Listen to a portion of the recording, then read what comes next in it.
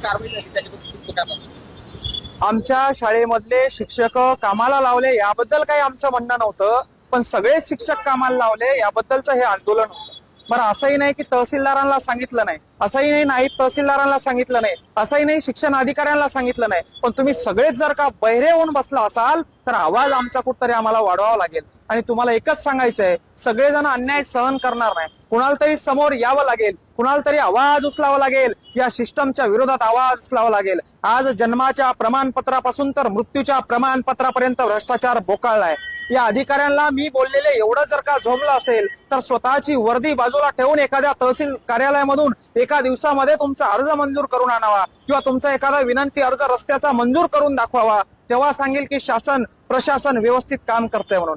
तुम्ही व्यवस्थित काम करताय, तुमच्यावर कामाचा लोड आहे, याबद्दल आमचं काहीच म्हणणं नाही, पण तुम्ही आमच्यासाठी आहात, आमचं म्हणणं तुम्ही ऐकून घ्यावं, त्याच्यावर प्रश्न या ठिकाणी तुम्ही मार्गी लावात, यासाठीचा हा उद्रेक होता. आणि तुम्हाला जर का असं वाटत असेल की मंगेश साबळेवर गुन्हे दाखल केले, मंगेश साबळेला तुरुंगात टाकलं आणि आता मंगेश साबळे शांत बसेल, गोळ्या जरी झाडल्या तरी हा साबळे शांत बसणार नाही. शेतकऱ्यांसाठी, गोरगरीब कष्टकरी बांधवांसाठी या ठिकाणी उठलेला हा आवाज आहे.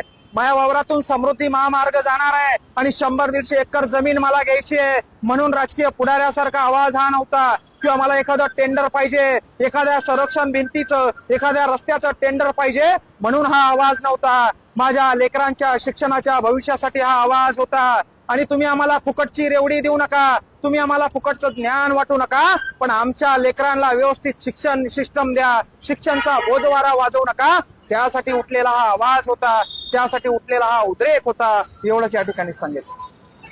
नक्कीच राजकीय षड्यंत्राच्या माध्यमातून आमच्यावर गुन्हे दाखल करण्यात आले, आमचा आवाज दाबण्याचा प्रयत्न करण्यात आला, पण त्या राजकारण्यांना मी सांगू इच्छितो, साबळे हा तुमच्या 4 दिवसाच्या तुरुंगानं किंवा 4 दिवसाच्या हर्सुलच्या जेलनं दबणारा नाहीये. अरे एवढा भ्रष्टाचार आज या महाराष्ट्रामध्ये बोकाळलाय, याच्यावर साबळे आवाज उचलणार आहे. आज हर्सुलचं तुरुंग सोडलं, हर्सुलचे या ठिकाणी पोलीस अधिकारी सोडले, तर बाकीकडं सगळीकडं भ्रष्टाचार या ठिकाणी बोकाळले.